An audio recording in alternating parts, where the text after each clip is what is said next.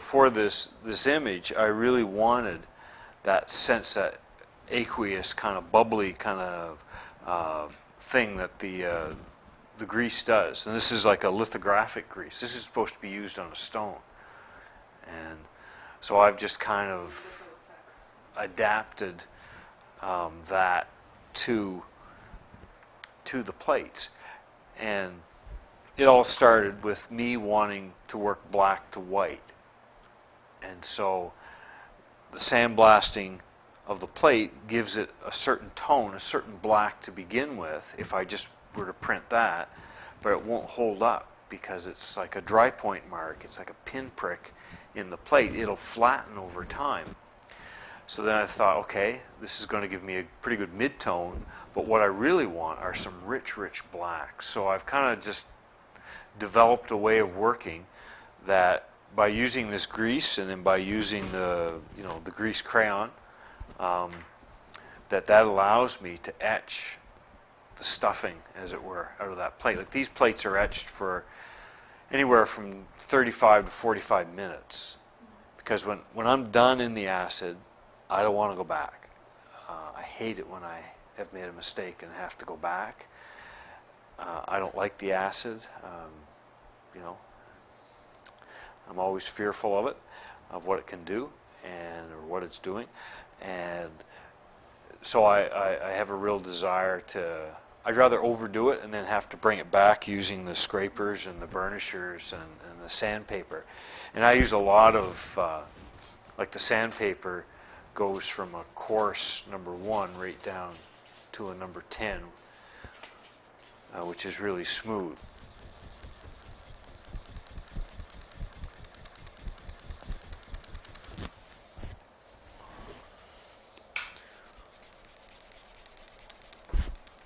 And then this is jeweler's rouge that you would use to clean a ring if you went to the jeweler.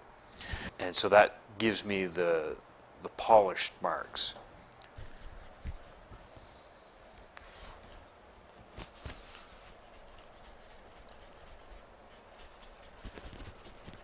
And for me, it's just like printing the floor. If you wipe the top of your kitchen floor up, all the grooves and cracks and crevices still have all the dirt.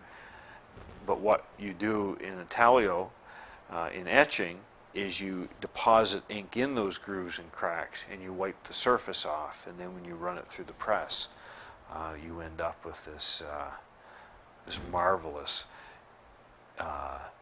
heavy, thick inked piece of paper.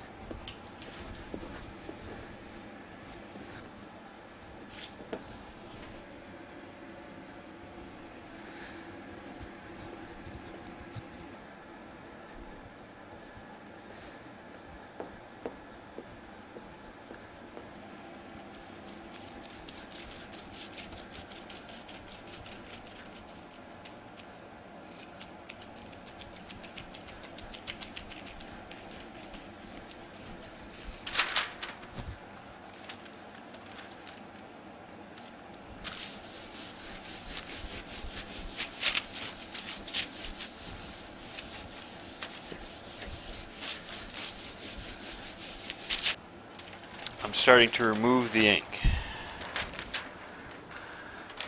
Hence our first print.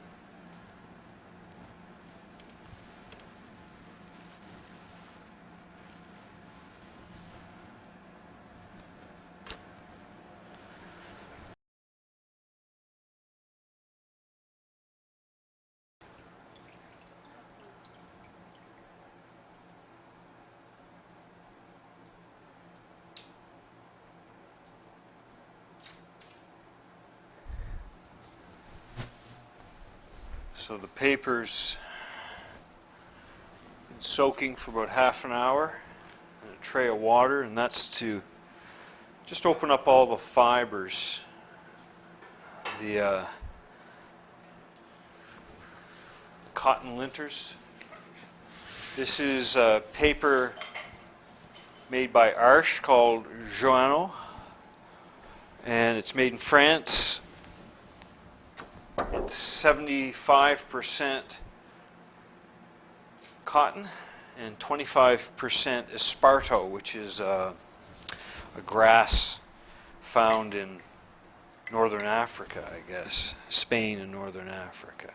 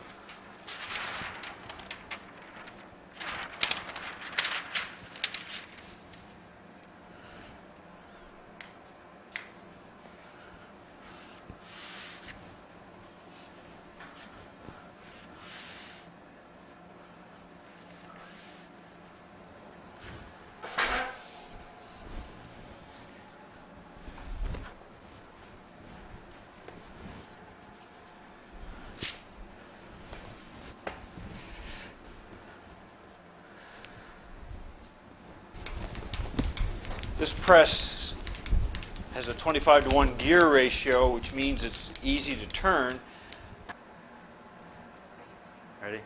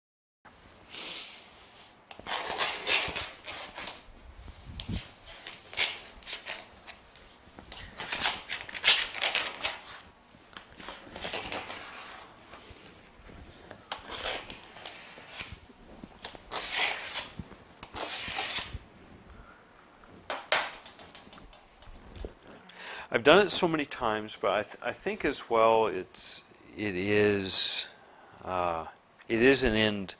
I think the edition is the end of the print, but there's always the fear that, well, what if something happens to the edition before it's signed or whatever?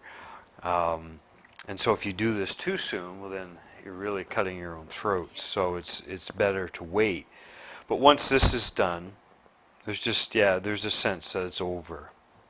I mean, I would never go back and reprint a plate, no matter what the circumstances were. Like if you said, really like to buy one, oh, they're all gone, would you print another one? I'm not interested in doing that. Partially because I think it's unethical, and partially because, hopefully you've moved on. And it's not like the prints are all gone immediately. It takes a period of time. So it's you know, who wants to print a plate that you made 10 years ago or 15 years ago or a year ago? I mean, it's done.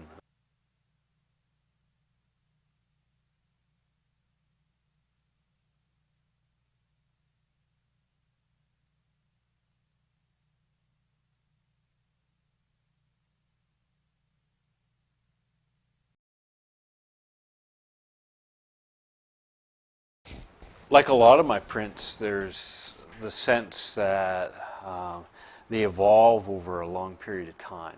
Um, I get an idea, I get a thought, and it sort of convolutes into different things, and then it comes back to what it ends up being.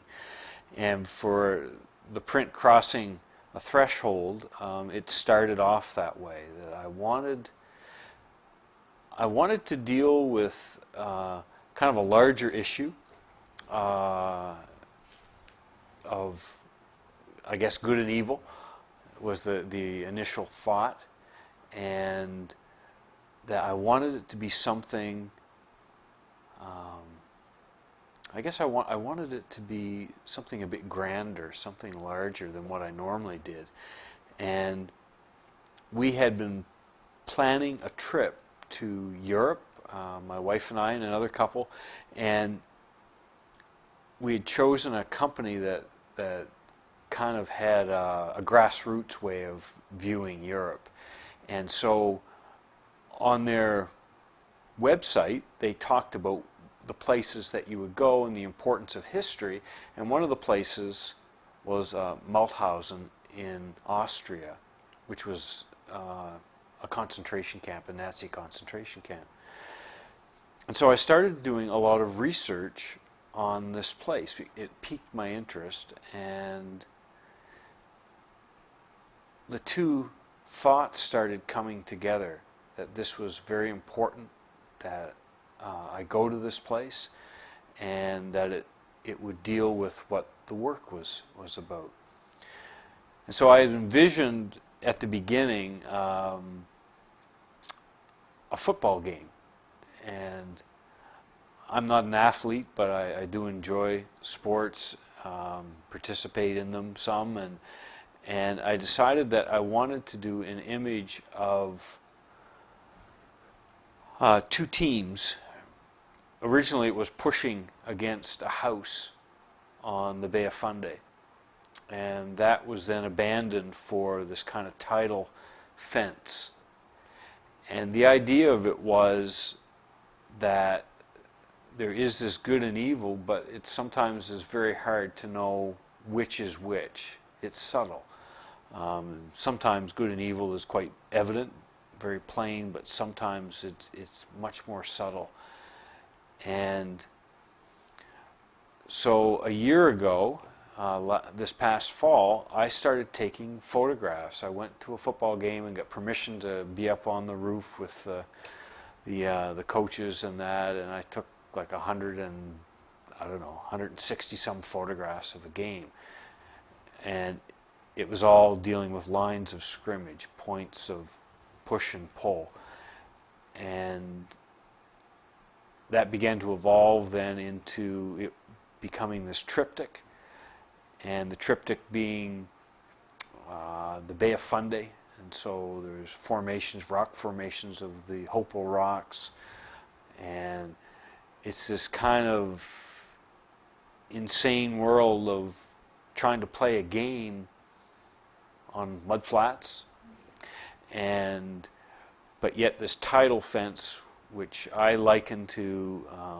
trying to hold back the tide, which is an impossible thing, because well, Van Gogh said that there will always, in life, there will always be ebb and flow, but the water or the sea remains the sea. The sea is the constant. So for me, that's the hopefulness in all of this, that even though there's good and bad, that there will always be this constant of something that's far greater. And when I thought of North American culture, I thought of how we basically view good and evil like a sporting event. So you're a neutral sporting event, and your team is not my team, and my team are the good guys, your team are the bad guys. And that's how we see good and evil in Western culture, especially North American Western culture. In Europe, their history is dictated or dictates their culture into understanding the difference between good and evil, because they're living through it.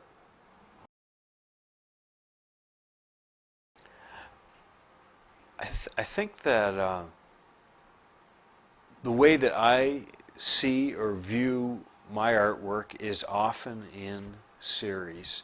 For me, creativity is tweaking something that is well known, making slight changes, and to me, something that you see almost on a daily basis. And so much of my work has been about that.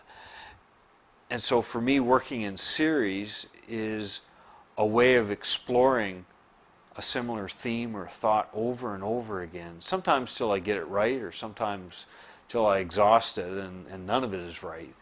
But I really enjoy that kind of minutia, that working through my own thought process, because I find that for me, my creative spirit takes a long time to evolve. I'm kind of like the turtle in the race, but I like to think that it's the turtle that does win the race. And so working in series allows me to explore different thoughts, and it also allows the print or the plate to dictate what it's going to be. So I come to the plate with an idea and I force it upon the plate. The plate goes into the acid, and then the plate dictates to me what it's going to be visually. And I love that fact that I have to take a second look, or a back seat to what's going to happen, because the creative process changes as the work evolves.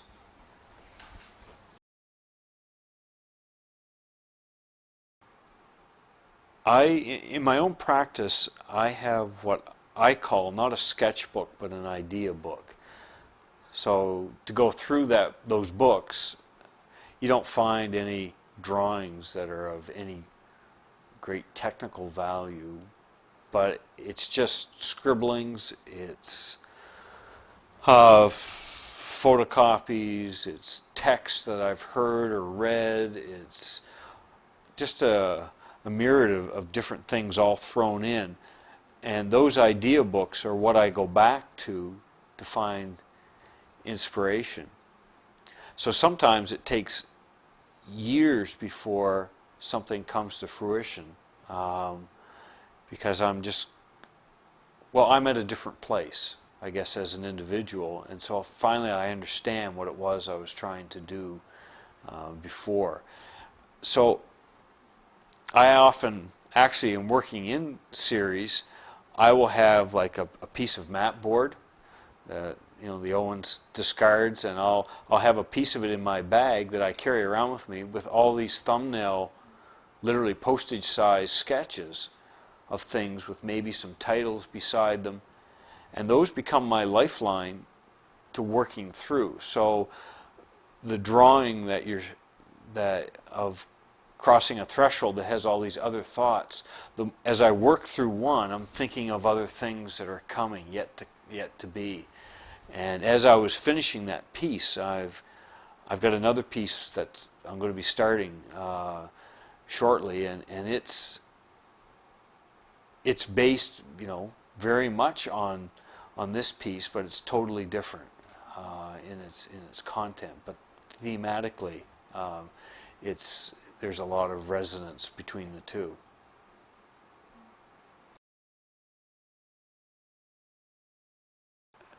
There is something for me an inherent value in an etching where acid bites deep into a plate, and when that piece of paper is put over the inked plate and run through the press and you pull it out, you get that emboss of ink, that richness of ink, which you can't get with any other medium. And I think that's what my romance with the medium is that it's just this richness of the ink that is so great.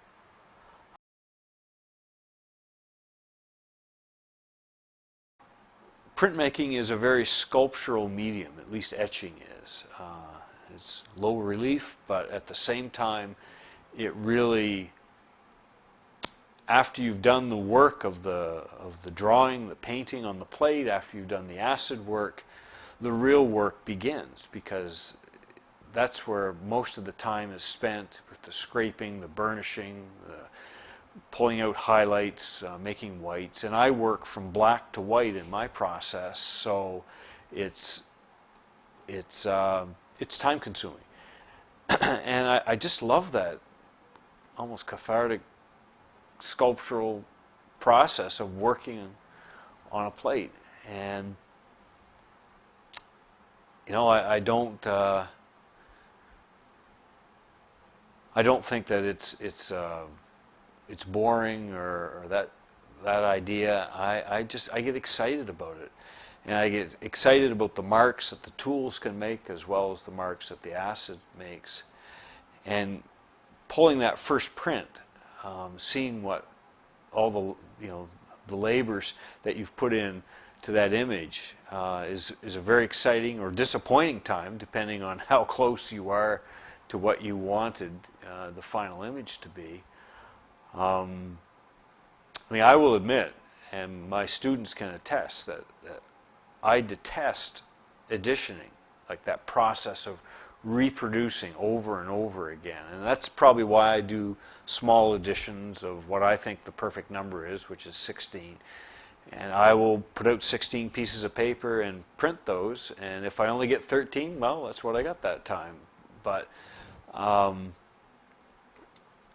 that part I don't enjoy because of the psychological weight of doing an edition.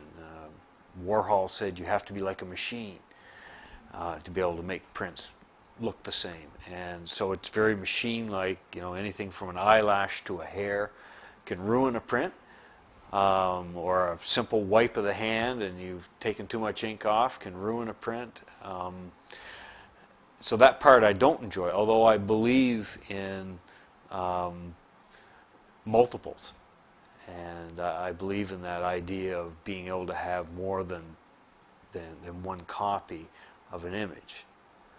Printmaking also, for me, the graphic quality, and I have made a conscious choice to keep my work as being black and white. And I've had all kinds of people, whether it be artists or galleries, say, oh, if you just put some color in, you know, they'd be much more saleable or palatable or whatever. But whenever I've done that, the work seems almost like fluff or entertainment to me. It doesn't hold the same weight as the black and white. So when I've tried color in my work, I look at it and think, no, this isn't what this is about. And so I go back to printing it monochromatically. I think it's that creation out of nothing, almost like this void into something, into light, is very akin to the way I see. And I love that process of the richness of the blacks, but being able to pull those midtones and those whites out. I did a book with Mark Harris called The Light That Lives in Darkness, and that idea he talks about in his text of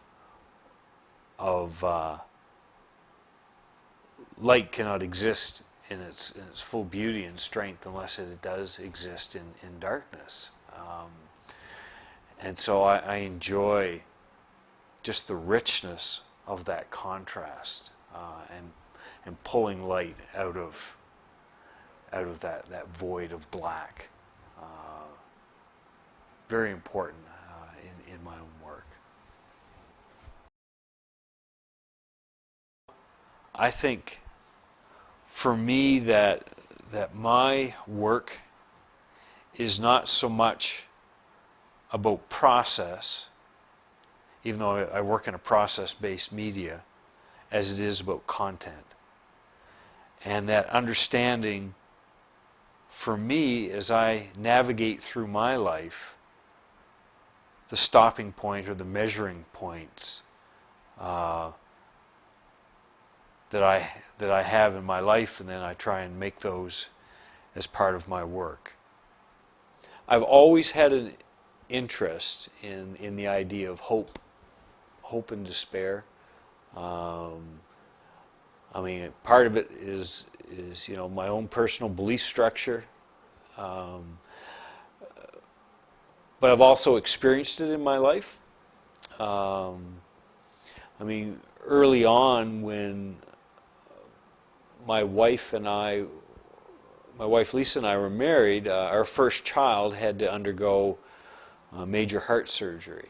And I did a piece called A Pocket to Lassi, which was a hospital crib, a metal chromed crib. And I just knew I had to do that piece, not thinking that anyone would ever be interested in it or the story or anything else, but it was a way for me to work through my emotional state at that time. And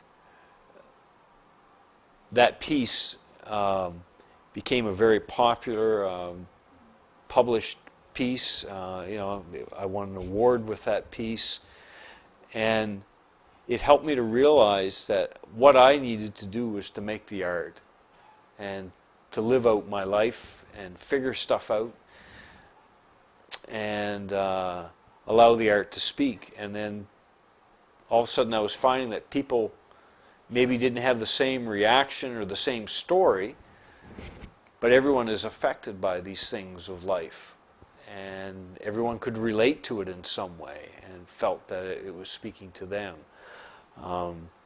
So I've done a lot of work that deals with the house and the landscape, the empty house,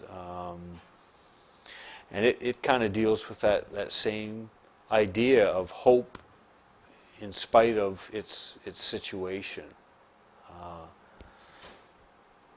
It's funny because for years I've done so many inanimate objects with the presence of individuals, and then with this piece, all of a sudden I have 24 individuals on 3 plates. Probably the most it is the most I've ever had.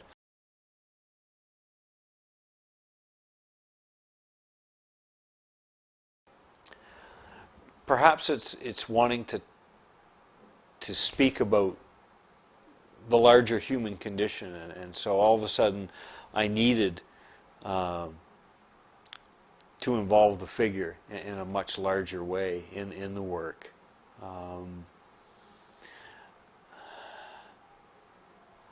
Maybe I'm not far enough past it yet to totally understand why.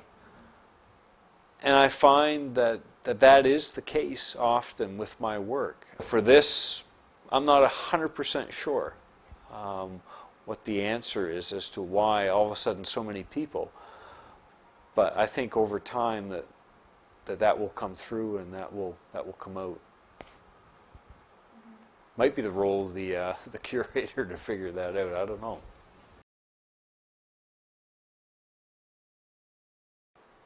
I guess I love metaphor, and I love metaphoric writing, and this relationship, this collaboration that I have with this writer, with Mark Harris, is very critical to the work, or me understanding the work, and a lot of it has to do with, again, shared life experience, and we all share those kinds of experiences. Mark writes me these letters, and then these portions of sentences just jump off the page at me. It's his choice of words. And I think, that's what that print was all about. I didn't realize that, but that's it. And as it is with crossing a threshold, you know, that's what these two sides, this good and evil, this right and wrong, you know, are trying to power their way across. And which is which? I'm not superstitious at all. But that letter was written in February of last year. My wife, you know, has undergone breast cancer, and I'm not sure if some of this, when we were going through 18 weeks of chemo, I wasn't sure which was good and bad, because as the chemo tries to destroy the cancer cells without killing you, which is basically what they say, you're wondering, okay, which is the good and which is the evil here? And so this print took on a whole new meaning.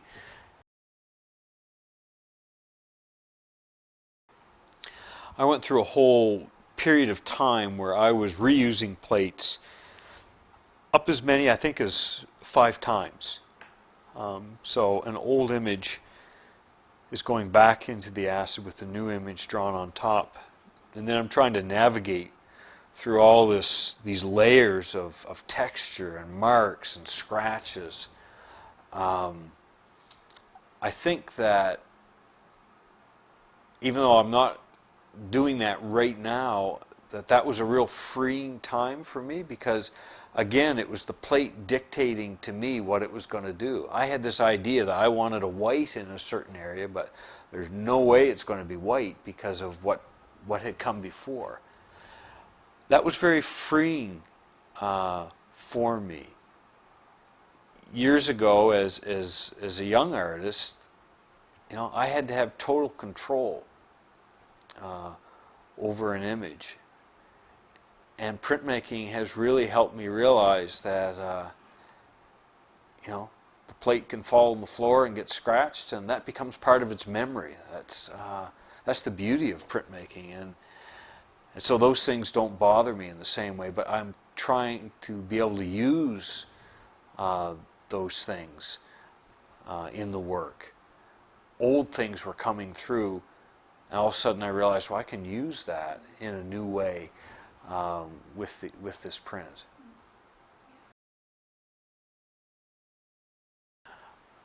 Having the opportunity to teach both at the first year level in printmaking and then to be a tutor at the 4th year level, it just invigorates me, and it gives me so much joy, because what I tell my students is, I don't care how much technique you remember or take from what I tell you.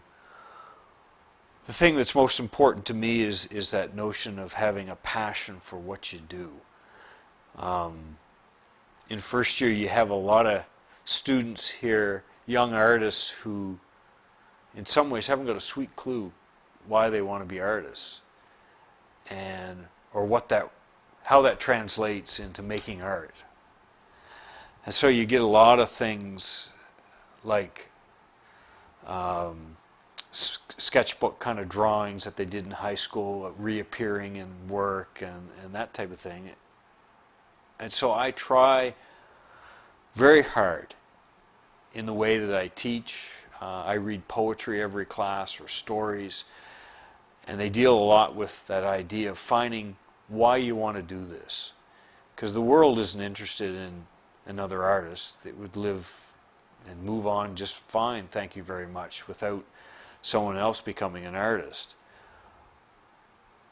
But you have to find your own voice as to why you need to make something, why you need to say something. And so I try, for the most part, to help students capture that passion inside them. Not just a romanticized passion, because it's a lot of hard work, but But to see that light come on for students is so wonderful. And every year there's many students that you work with that happens.